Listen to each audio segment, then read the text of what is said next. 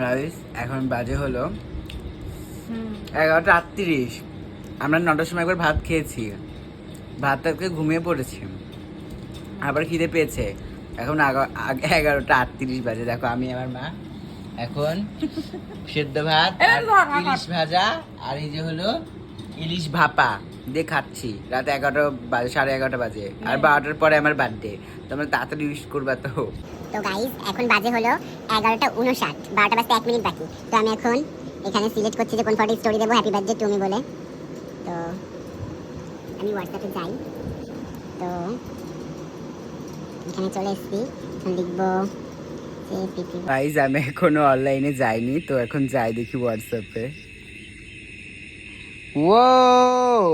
ও মাই god guys, এতগুলো wish চলে এসছে সবে। এখন বাজে হলো 12:07, তার মধ্যে এত উইশ। তো সবাইকে থ্যাংক ইউ সো মাচ এত উইশ করার জন্য।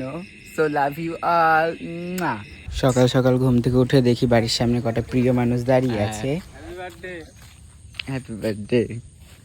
Thank you thank you thank you thank you. আমার তোমার সাথে একটা কাজ আছে। কি? সব মঙ্গল কত এই যে বড় তোমার দুধ। দুধ এই করার জন্য জনগণ মন অধিনায়ক জয় হে।